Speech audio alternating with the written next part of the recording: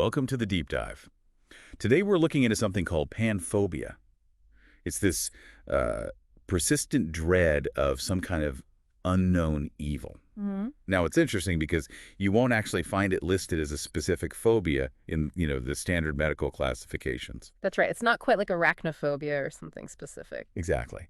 But it touches on a feeling maybe some of us recognize. And for those of you listening who, like our listener today, really want to grasp complex ideas quickly and properly, this is for you. We're aiming to really unpack the history and the understanding around panphobia using the material we've looked at. Yeah, that's our mission for this deep dive. So let me ask you this, just thinking about it. Have you ever had that weird feeling, that vague sense of unease, but you can't really put your finger on what's wrong? That sort of free-floating anxiety. Right. Well, we're going to explore that feeling today, but on a much more intense level. Yeah, and what's really fascinating, I think, about panphobia is that even though it's not a formal diagnosis now, it gives us this historical lens, a sort of foundation for understanding how people have thought about this kind of diffuse anxiety. Okay, so where do we start? You mentioned history. Well, a good starting point is 1911. We look back to Theodore Armand Ribot and his book, The Psychology of the Emotions. Ribot, okay, 1911. So he was the one who really defined panphobia. He gave it a very evocative definition, yeah. He called it a state in which a patient fears everything or nothing. Everything or nothing, wow.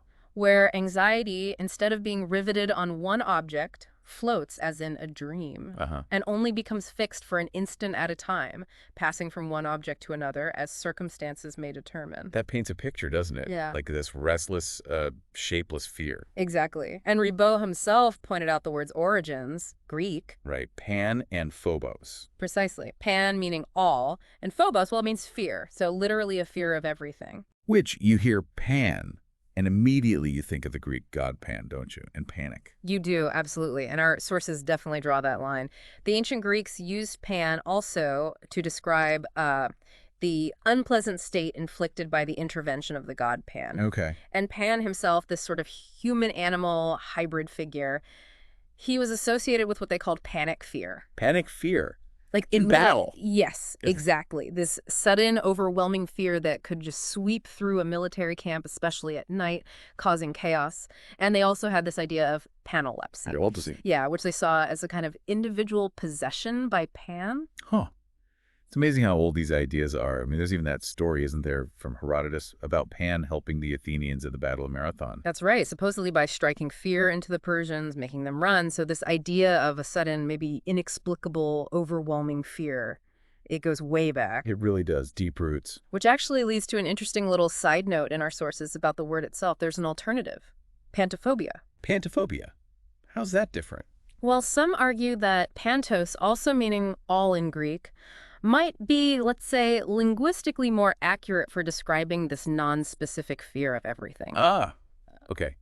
A subtle point, but it highlights that all-encompassing aspect. Exactly. It underscores the very nature of it. So, okay, if someone feels this way, this kind of diffuse, all-over fear that Ribot described, why isn't panphobia or pantophobia, why isn't it a diagnosis in something like the DSM-5, the big manual? That's really the key question for understanding where it fits today. And like you said, our sources confirm there's no specific phobia called panphobia in the DSM-5. Right.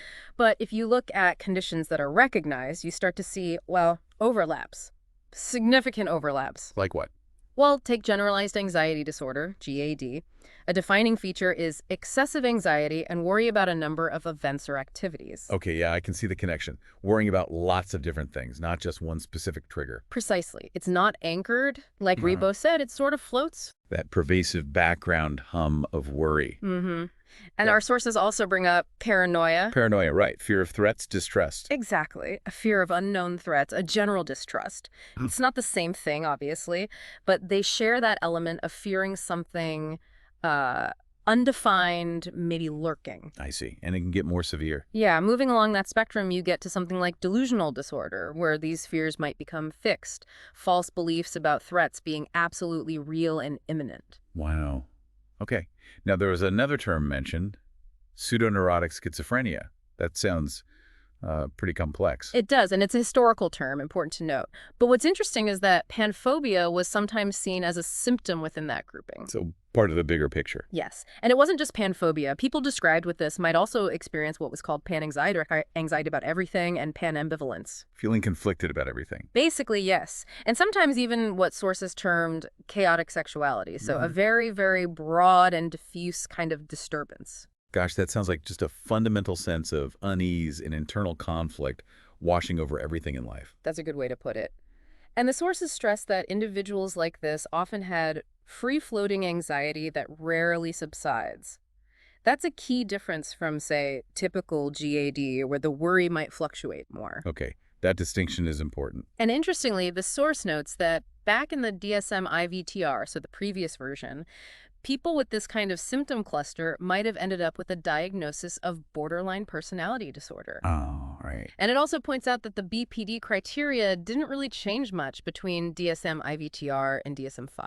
So it seems like panphobia, even if it's not its own diagnosis, might be a really significant part, maybe a feature, within these other more complex conditions. That seems to be the crucial takeaway. It helps explain why it might not stand alone as a specific phobia, but why the concept is still relevant when we talk about the whole spectrum of anxiety and fear. Yeah, it's not just a historical curiosity. Not at all. And our sources even take us further back historically. Alexander Morrison's 1843 book, The Physiognomy of Mental Diseases. 1843, wow. Yeah, he actually documented a case, a woman diagnosed with panphobia way back then. It just shows this kind of pervasive fear isn't some modern invention. Fascinating. That really puts it in perspective.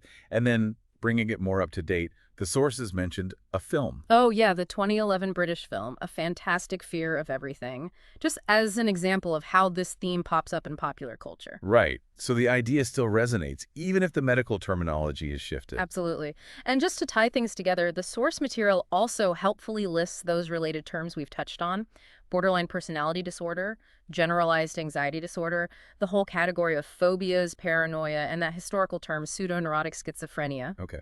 These are all areas where understanding this idea, this concept of a diffuse, objectless fear, can still give us some useful insight, even if panphobia isn't the label used on a diagnosis sheet today. Okay, so let's try and pull this together then, this deep dive into panphobia. We've seen it's this historical term, right, going back to Ribot at least, describing this really vague but constant dread, a fear of everything, or maybe nothing specific at all. That floating quality. Yeah. And one, it's not a specific phobia in the DSM-5. It definitely seems to share features with things like generalized anxiety disorder, and has been observed alongside more complex conditions, historically like pseudoneurotic schizophrenia, maybe relating to BPD presentations, and even paranoia. That sums it up well. It's a concept that helps us talk about a certain kind of unfocused fear. A kind that people have clearly recognized for, well, centuries, even as our diagnostic language changes. Precisely, and that brings us to something important for you, the listener, to maybe think about. Okay. Given everything we've discussed, these historical descriptions, the links to anxiety, how might having that kind of pervasive but ultimately undefined sense of fear actually shape someone's whole experience of the world, even if it doesn't fit perfectly into one of our current diagnostic boxes? What's the day-to-day impact of living with that constant underlying unease? How does it affect how you interact with everything around you? That's a really powerful question. Yeah. That makes you consider the limits of, diagnostic labels. The lived experience can be so much more complex, can it? Absolutely. And how language tries, sometimes maybe struggles, to capture these really complex emotional states. It's a good reminder that looking back at these historical concepts can still teach us a lot about, well, the human condition. Thanks for joining us on this deep dive.